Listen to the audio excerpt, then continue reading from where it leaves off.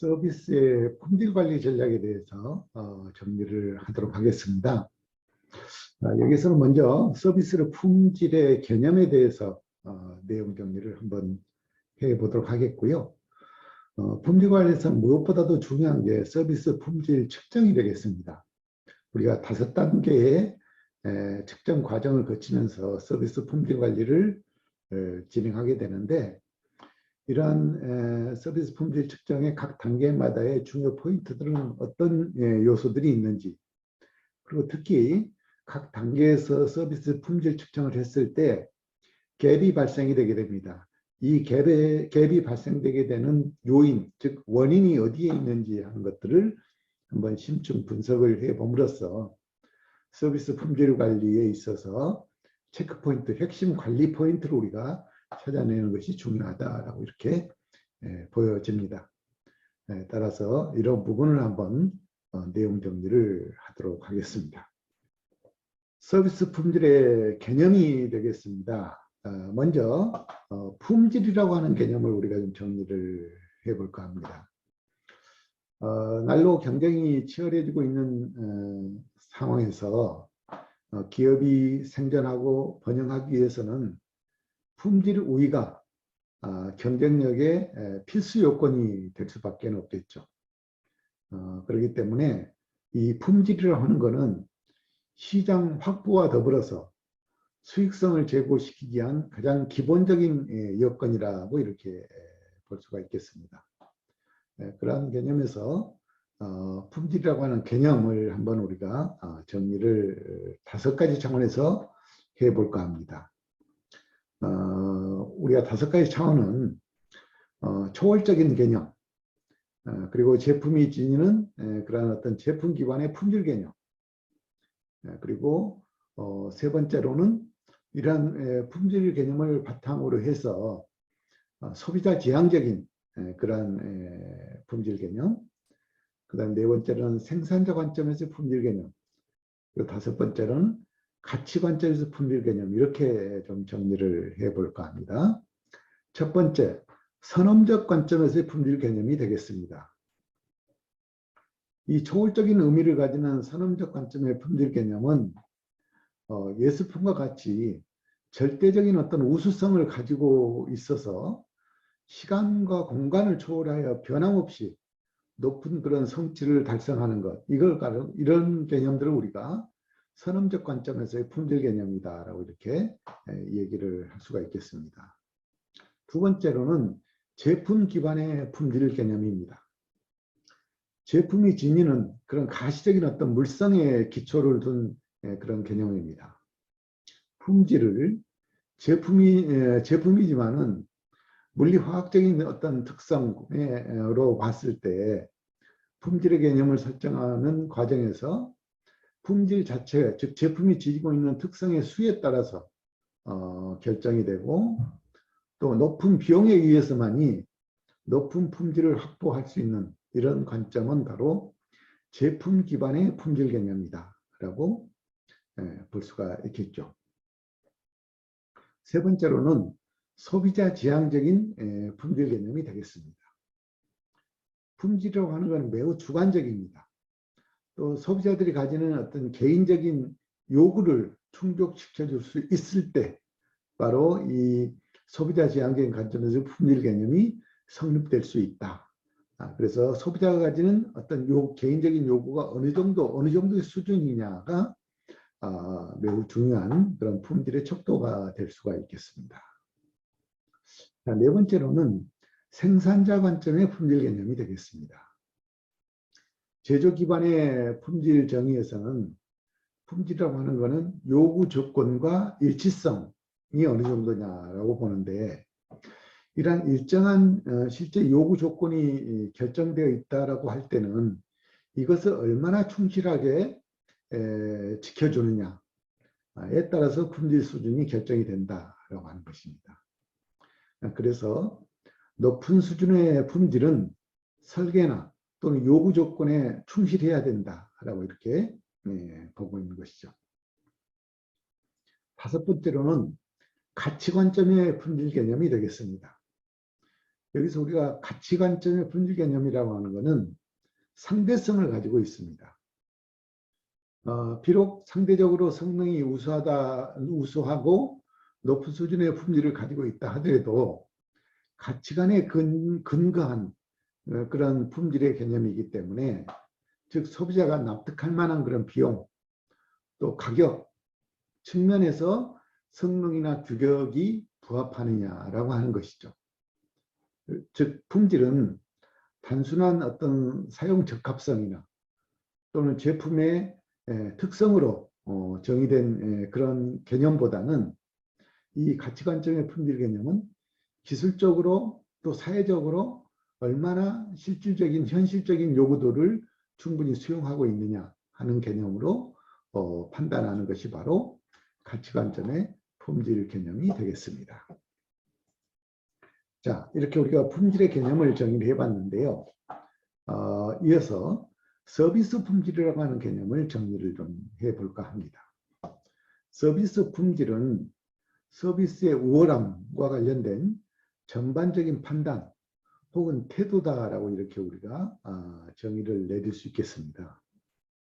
물론 서비스 품질은 복잡한 개념이나 또 제품 품질과 같이 객관적인 어떤 품질 표준에 의해서 품질이 요구되기가 어렵기 때문에 사용 적합성보다는 활동 적합성이 오히려 더 서비스 품질을 측정하는 데 있어서는 적합한 그런 측정 방법이다라고 우리가 얘기를 하고 있습니다.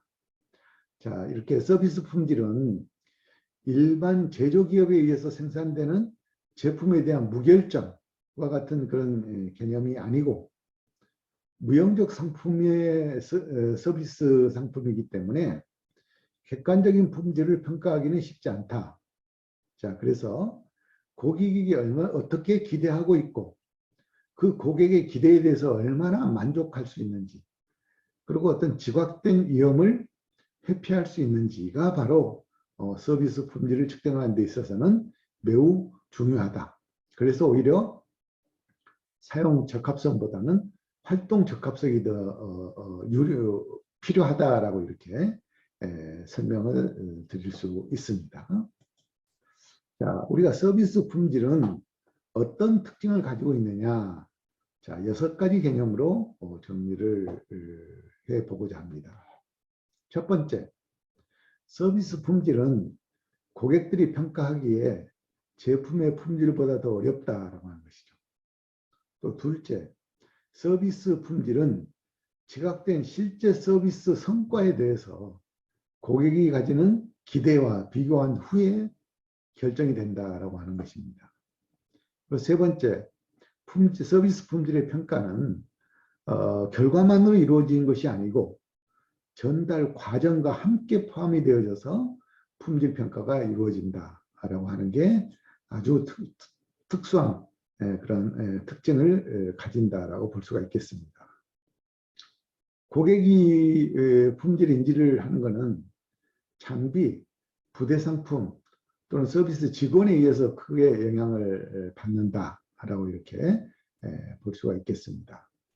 또 서비스 품질은 유무형의 서비스의 진행 과정에서 상호 어떻게 교류가 이루어지느냐, 상호 교감이 매우 중요하게 작용을 하고 있는 게 특징이 될 수 있겠다라고 보는 것입니다. 그렇기 때문에 이러한 서비스 품질을 일정 수준 유지하기 위해서는 가장 중요한 부분이 지속적인 교육 훈련을 통해서 서비스 품질을 유지 관리하는 것이 필연적으로 요구되어진다라고 이렇게 볼 수가 있습니다. 자, 이어서 서비스 품질의 유형에 대해서 보도록 하죠. 자, 서비스 품질은 기본적으로 3가지 유형을 우리가 얘기를 하고 있습니다. 과정 및 결과 품질, 그리고 객관적인 또는 인식된 품질, 그리고 기대와 더불어서 성과 품질, 이렇게 3가지를 우리가 설명을 하게 되는데요. 첫 번째, 과정 품질과 결과 품질에 대해서 알아보도록 하죠. 서비스 품질에는 기술적 차원의 결과 품질과 기능적 차원의 과정 품질, 이렇게 두 개의 차원으로 우리가 나눠볼 수가 있겠습니다.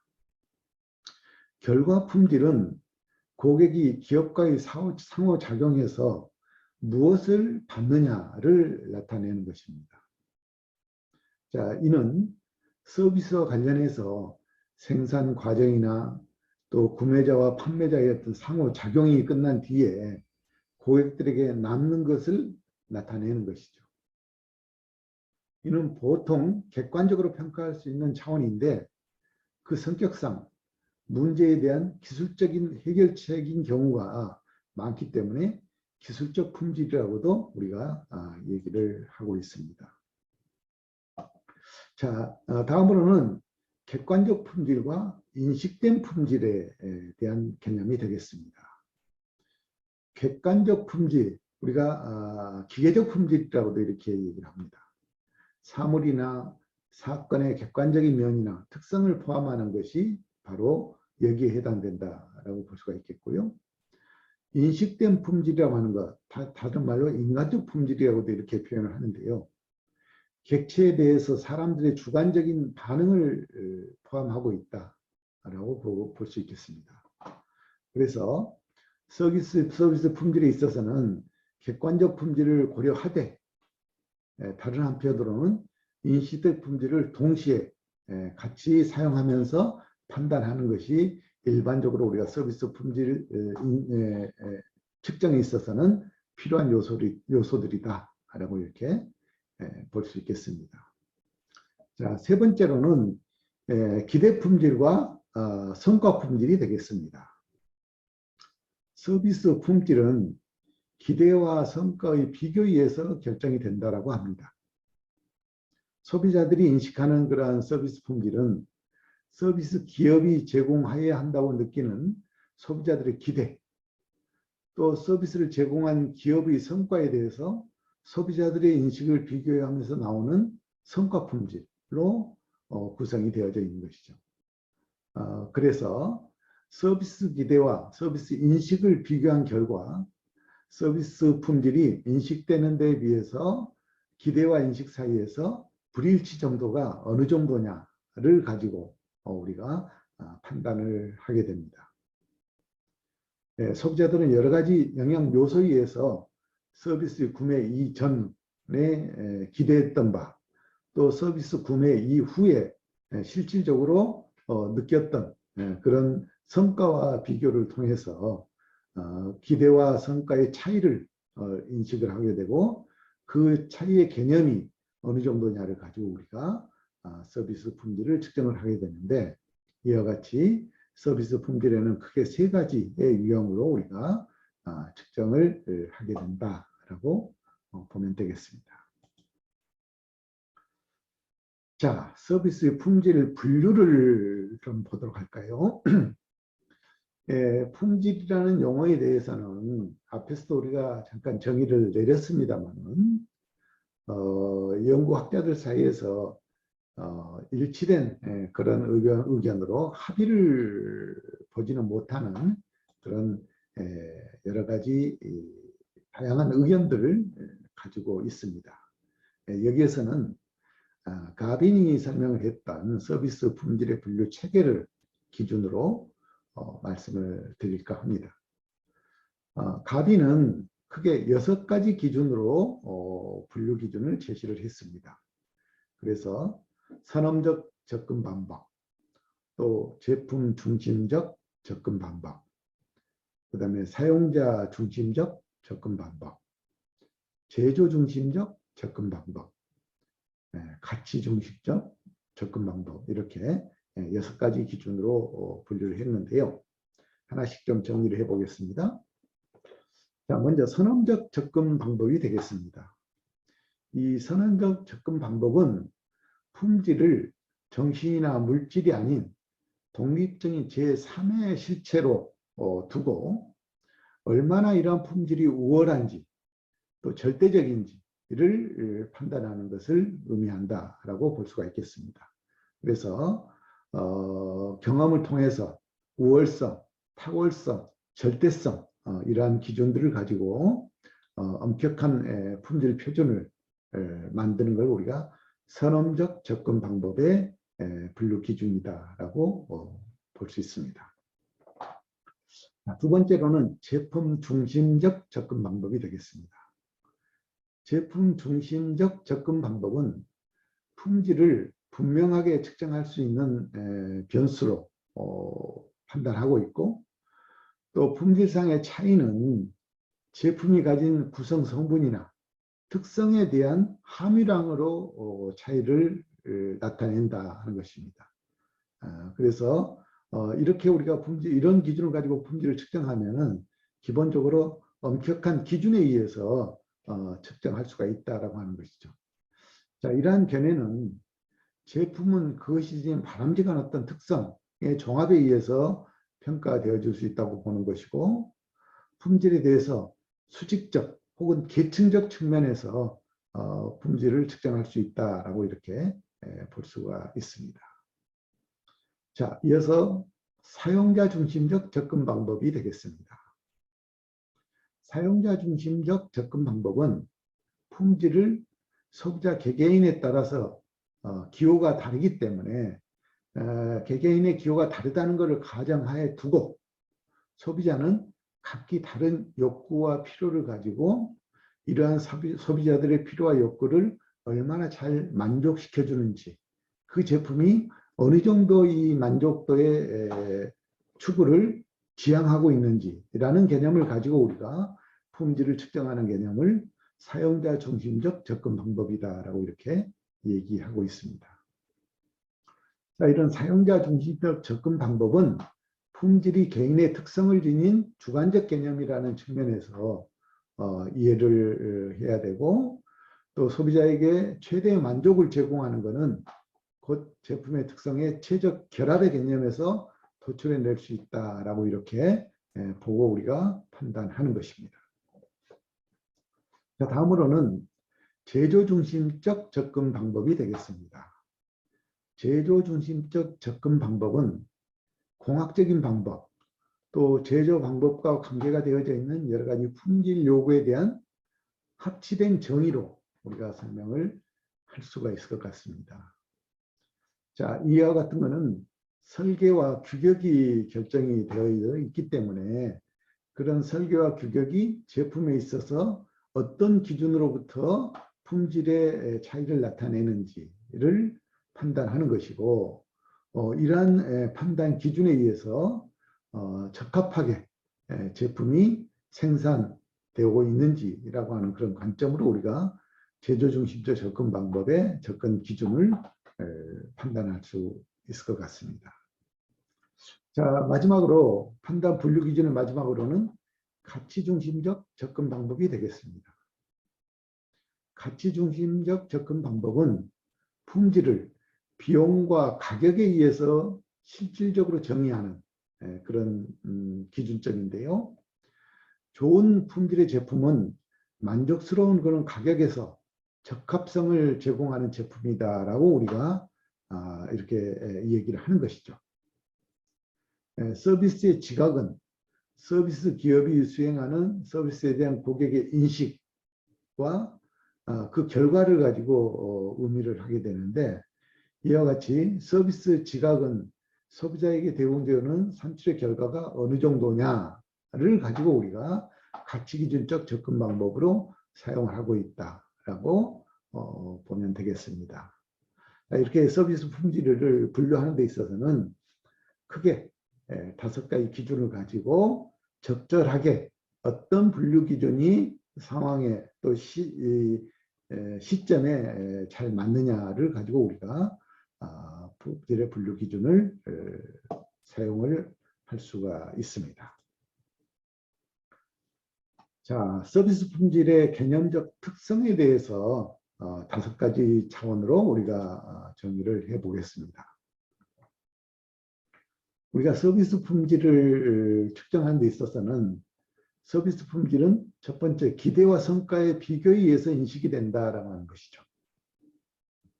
자, 서비스 소비자들은 서비스 품질을 기대와 성과의 비교를 통해서 인식을 하게 되는데, 즉 기대된 서비스와 지각된 서비스를 비교한 결과 서비스 품질이 인식되는데 앞서 살펴본 것과 같이 고객의 기대와 지각 사이에 얼마나 불일치 정도를 나타내느냐를 가지고 우리가 기대 및 성과로 인식을 한다고 하는 것이죠. 자, 두 번째로는 서비스 품질은 서비스 결과뿐만이 아니고 과정에 대한 평가가 중요하다라는 특징을 가지고 있습니다. 자, 서비스 품질은 서비스 결과뿐만이 아니고 서비스가 제공되는 과정까지 모두 고려되는 개념으로 우리가 평가가 이루어진다라고 앞에서 말씀을 드렸습니다. 특히 이 파라슈만 같은 경우는 서비스 품질은 기대와 성과의 비교이며 또 서비스 품질의 평가는 결과뿐만이 아니고 서비스 제공 과정의 평가에서 이루어진다라고 이렇게 설명을 하고 있죠. 그래서 서비스는 소비 과정에서 매우 높은 소비자 관여를 요구하게 되고 생산과 동시에 소비가 발생하는 그런 특성을 가지고 있기 때문에 제공된 서비스와 함께 서비스 제공 과정, 특히 서비스 제공자와 고객과의 상호작용이 품질 평가에 있어서 무엇보다도 중요하다라고 이렇게 얘기를 하고 있습니다. 자, 이렇게 서비스는 결과뿐만이 아니고 과정이 매우 중요하다라는 것을 강조를 하고 있습니다. 자, 세 번째로 서비스 품질은 소비자의 지각과 관련한 고객 지향적인 개념이다라고 하는 것이죠. 자, 서비스 품질을 평가하는 객관적 측정치가 존재하지 않는 상황에서 서비스 품질을 측정하는 적절한 접근법은 품질에 대한 소비자의 지각을 측정하는 것이고 이런 지각을 측정하는 과정에 있어서 우리가 기본적으로 5가지 개념을 지금 설명을 하고 있다라고 이렇게 볼 수가 있겠습니다. 자, 네 번째로 서비스 품질은 구매 전에 이미 탐색할 수 있는 그런 탐색적 품질이라기보다는 구매 후나 소비 과정에서 평가되는 그런 경험적 품질의 색채가 매우 강하다라고 하는 것입니다. 서비스는 유형성, 또 생산과 소비의 동시성, 다양성, 이질성 등의 특성을 가지고 있기 때문에 서비스 품질에 대해서는 선언적인 탐색이 어렵다라고 하는 것이죠. 그래서 서비스를 제공하는 시점에 어떤 상호작용이 이루어지고 있는가 하는 부분이 서비스 품질 측정을 하는 데 있어서 매우 중요하게 작용을 할 수밖에 없고 그러한 과정들을 통해서 우리가 서비스를 이용 후에 지각된 개념으로 서비스 품질을 측정하는 그런 과정이 바로 서비스 품질의 특징 중에 하나다라고 설명을 하고 있습니다. 자, 5번째로 서비스 품질은 소비자 만족과는 다른 개념이라는 거죠. 서비스 품질은 서비스에 대해서 전반적인 우월성과 우수성을 나타내는 개념이고 따라서 추상적이고 다차원적인 그런 개념에서 접근을 할 수 있다라고 하는 것입니다. 그래서 장기적인 상태로는 어느 대상에 대해서 전반적으로 판단하면서 시간이 지남에 따라 동적으로 변화하는 그런 누적 개념으로 서비스 품질을 측정을 하게 된다. 바로 이러한 특징들이 바로 서비스 품질은 관리 차원에서 많은 어려움을 갖는다라고 이렇게 볼 수가 있습니다. 자, 그러나 서비스 품질 측정은 매우 중요한 요건이 되겠습니다. 서비스에 있어서 품질의 중요성은 대단합니다. 그것은 좋지 못한 그런 품질로 인해서 기업이 치러야 되는 대가가 엄청나기 때문이라는 거죠. 소비자는 가격을 지불하고 구입하는 서비스 상품의 가치가 자신이 지불한 가격에 비해서 못하다고 생각을 하게 되면은 그 서비스 상품의 품질을 좋지 못한 것으로 인식을 하게 되고 다시는 재구매를 하지 않는 그런 형태로 행동이 나타난다. 자, 그렇기 때문에 이 서비스 품질은 고객의 충성심을 형성하는 데 있어서 매우 중요하다라고 이렇게 볼 수가 있겠습니다. 그러나 반대의 경우에는 고객 충성도가 형성되어 이익이나 또는 시장 점유율의 향상으로 이루어진다고 했을 때 서비스 상품에 대한 신뢰성이 서비스를 정확하게 믿을 수 있도록 제공할 수 있는 능력이 어느 정도냐 하는 것을 우리가 서비스 품질 관리에 있어서 중요하게 생각하는 그런 요소들이다라고 보면 되겠습니다. 자, 이어서 우리가 서비스 품질 측정 방법에 대해서, 측정 과정에 대해서 좀 보도록 하겠습니다. 우리가 서비스 측정 과정을 크게 5개의 단계로 보고 있는데요. 각각의 단계마다 특성들이 있고 또 그러한 현상들이 나타나는 어떤 이유랄까요? 이런 것들을 여기서 우리가 찾아보는 것이 중요하다고 볼 수가 있습니다. 자, 서비스 측정 과정에서 첫 번째, 고객과 서비스 제공자의 상호 이해가 되겠습니다. 여기서는 고객의 기대에 대해서 정확하게 이해하고 있느냐 하는 부분입니다. 서비스에 대해서 고객의 기대와 또 이러한 기대에 대해서 제공자의 이해 차이를 우리가 지금 보아야 되는데요. 가장 직접적이고 분명한 차이는 고객이 원하는 것과 또 경영자들이 고객에게 욕구로 인식되어지는 것들의 차이가 여기서 나타날 수 있다고 하는 것입니다. 간단히 말해서 많은 경영자들은 고객의 욕구를 알고 있다고 생각하지만은 사실은 그렇지 않다는 것이죠.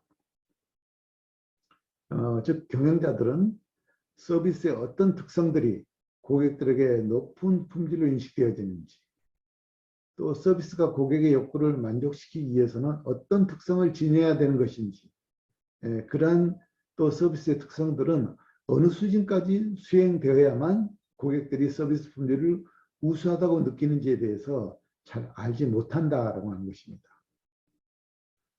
고객들은 이러한 관점에서 고객의 기대와 경영자의 인식 차이가 다양하게 실수로 나타날 수 있고 이러한 인식의 차이가 곧 서비스 갭으로 나타날 수 있다라고 보고 있는 것입니다. 그래서 고객들에게 적합하지 않는 그런 서비스 교육 훈련을 시킬 수 있다라고 하는 것이죠. 이러한 차이를 극복하기 위해서는 시장 조사를 철저하게 해야 되고 또 상향적인 커뮤니케이션이 이루어져야 되고 특히 관리층에 대한 인식이 많이 바뀌어야 될 필요가 있다라고 보고 있습니다. 자, 이러한 고객의 기대와 경영자 인식 차이를 줄일 수 있도록 하기 위해서는 첫 번째가 시장 조사 잘 해야 된다는 것이죠. 일반적으로 기업들은 특히 외식 기업들은 제조업과는 달리 친절하거나 음식에 맛이 있으면 된다라고 생각을 하고 있습니다. 그러나 고객들의 행동 연구에 의하면은 이런 이런 생산지향적인 사고 때문에 고객의 욕구에 대한 조사나 고객이 원하는 바를 정확히 이해하는 노력이 부족하게 되는 경우들이 있다라고 하는 것입니다. 그래서 이러한 것들을 극복하기 위해서는 상황적 커뮤니케이션 노력이 매우 중요하다라고 보는 것입니다.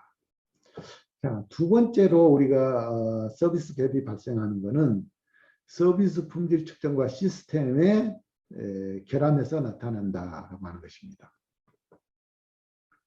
고객의 기대를 반영하지 못하는 그런 서비스 품질 명세서를 우리가 만들어서 사용할 때 이런 문제가 발생될 수 있다라고 하는 것이죠. 고객의 기대에 대한 제공자의 인식과 또 서비스 품질 명세서 간의 차이가 바로 이 부분이 되겠습니다. 고객에 대한 기대를 정확하게 인식하였다 하더라도 표준의 갭인 서비스 품질 명세서가 소비자의 기대에 대한 경영자의 인식과 일치하지 않을 경우에 발생되는 상황이 바로 이러한 상황이 되겠습니다. 자, 그래서 이러한 갭을 줄이기 위해서는 목표 설정을 명확하게 해야 되고, 그 다음에 서비스의 업무 자체를 표준화할 필요가 있고, 그 다음에 경영진들이 꾸준하게 관심을 기울일 필요가 있다는 것이죠. 명확하게 목표가 설정되어 있지 않을 경우에는 서비스에 대한 명세서와 동일하다 하더라도 기준에 의한 그런 서비스를 정확하게 제시하지 못한다라고 하는 것입니다.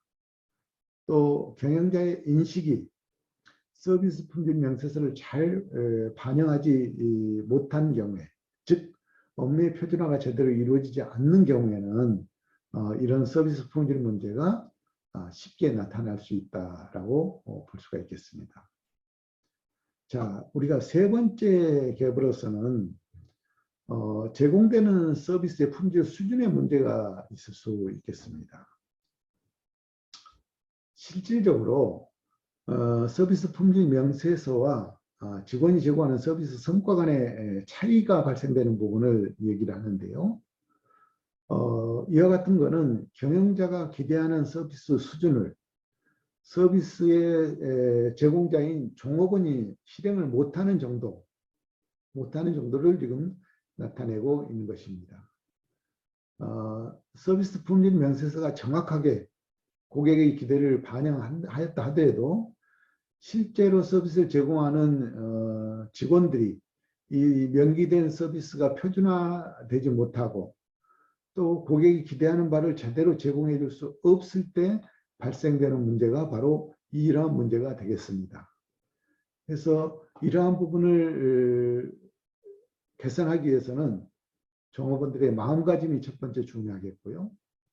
그다음 두 번째로는 종업원과 직무 간의 어떤 적합성, 역할의 정확성이 무엇보다도 중요하게 작용한다라고 하는 것입니다. 종업원들의 마음가짐입니다. 종업원들이 능력뿐만 아니라 기꺼이 수행하고자 하는 그런 마음가짐이 무엇보다도 중요하다. 종업원의 낮은 사기, 때로는 무관심, 또는 동기부여의 결여, 이러한 요소들로 인해서 서비스 제공 자체가 제공되는 품질이 떨어질 수 있다라고 하는 것이죠. 그리고 종업원과 직무 간의 적합성이 잘 설정이 돼야 된다 하는 것이죠. 서비스 품질의 문제는 고객과 또 종업원의 능력과의 문제 때문에 발생을 할 수가 있겠습니다. 자, 이러한 것들은 직무 간의 적합성을 높일 수 있도록 종업원들의 개인적인 능력을 끌어올리는 것이 무엇보다도 중요하다 하는 것입니다. 또 한편으로는 역할 갈등을 어떻게 처리하느냐 하는 것도 중요한 그런 과제가 되겠습니다. 역할 갈등은 종업원이 고객 욕구를 충족시킬 수 있는 유연성을 가지지 못하게 만든다라고 하는 것입니다. 급기야는 이런 것들이 통제 능력을 잃게 되는 그런 경우로까지 발전이 되기 때문에 역할의 모호성을 얼마나 잘 극복하고 정확하게 개인의 역할에 대해서 이해하고 있느냐 하는 부분이 무엇보다도 중요한 그런 요소가 되겠습니다. 자, 네 번째로는 서비스 품질의 차이가 되겠습니다. 실제 서비스가 약속한 서비스와 어느 정도 차이를 나타내느냐 하는 부분입니다. 광고와 판촉 또는 인적 판매를 통해서 지키지 못할 약속을 하거나 또는 영업부서와 마케팅 부서 간의 커뮤니케이션이 잘못되어서 발생되는 그러한 사례들이 바로 이런 경우가 되겠습니다. 외부의 커뮤니케이션으로서 약속한 그런 기업의 광고, 판촉, 인적 판매 등을 통해서 고객들에게 서비스가 전달되어지는데 그 전달되는 과정에 있어서 약속들이 외적으로 명확하게 지켜지고 있느냐 하는 부분이 바로 중요한 부분이 되겠습니다. 자, 이와 같은 실제 서비스가 제공되는 것과 고객이 느끼는 차이점들을 극복하기 위해서는 과장된 약속, 또 부적절한 수평 커뮤니케이션 등을 해소하는 부분이 중요하게 생각되어집니다. 자, 과장된 약속은 갭의 크기에 크게 영향을 준다는 것입니다. 고객을 무리하게 확보하기 위해서 과대 광고나 또 과대 약속을 하는 경우가 많은데 이러한 경우에는 특히 서비스의 질을 떨어뜨리는 그러한 과정으로 결과를 가져오게 되고요. 또 부서 간의 부적절한 이러한 커뮤니케이션 역시 갭의 크기에 영향을 미친다라고 볼 수가 있겠습니다. 자, 마지막으로 기대와 인식의 차이가 되겠습니다. 이 과정은 종합적인 서비스의 판단 과정이다라고 보겠는데요.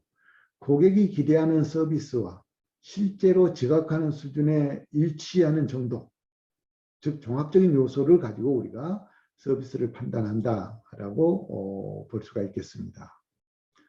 자, 고객의 기대는 마케팅 커뮤니케이션에 많은 영향을 미칩니다. 기대와 지각이 동일한 것이 가장 이상적이지만 실제적으로 고객의 기대와 인식은 어느 정도 간격으로 갭이 발생할 수 있습니다. 자, 이 서비스 품질의 향상과 개선은 바로 이런 갭을 없애기 위한 노력이다라고 이렇게 봤을 때 이 인식되는 서비스와 제공되는 서비스의 차이를 줄이기 위해서는 각 단계마다의 갭 발생 요인을 우리가 인식을 하고 이러한 갭을 최대한 줄일 수 있는 노력을 하는 것 자체가 서비스 품질의 수준을 높이는 노력의 일환이다라고 설명할 수 있겠습니다.